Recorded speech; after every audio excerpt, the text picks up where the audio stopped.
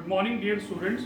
Today in accountancy class we learn rest of the banking transaction. So let's start with transaction number 6, that is when a customer directly deposits the amount in our bank account.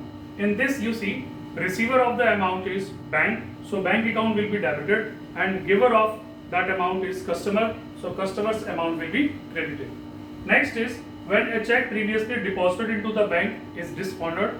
Dishonoring of check means cancellation of check. It may be due to any reason. So in that case, once again, this check will be we will return this check to the customer, and who will receive this check? Customer. So customer's account will be debited, and who is giver of this check? Bank. So bank account will be credited.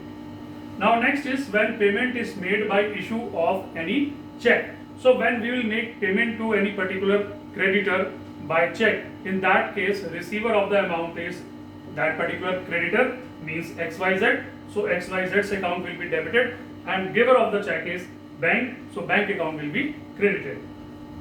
Same way when expenses are paid by the issue of check, for expenses all expenses will be debited, so expenses will be debited and giver of that amount is bank, so bank will be credited because credit the giver. Come to next point, that is when interest is charged by the bank.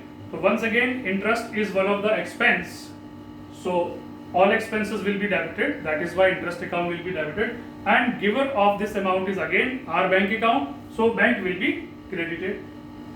Next is when interest is allowed by the bank. In that case we will receive interest and amount will be credited in our bank account. So who will receive this amount? Our bank, so bank account will be debited, and this interest is our income and all incomes must be credited, that is why interest account will be credited. Next is when a check is received from a customer and discount is allowed to him, and if the check is deposited into the bank on same day.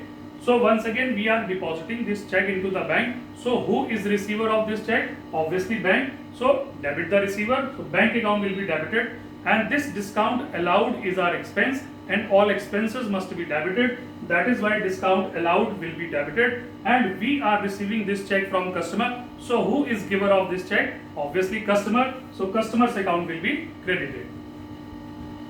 Now next point, if above check is dishonored, so in that case again you can see we will return this check to customer, so who will receive this check? Obviously customer, so customer's account will be debited, and who will give this check? Obviously bank, so bank account will be credited, and this time whatever discount we have allowed at the time of receiving this amount, we will cancel that discount, so that is why here in credit side we have written to discount allowed.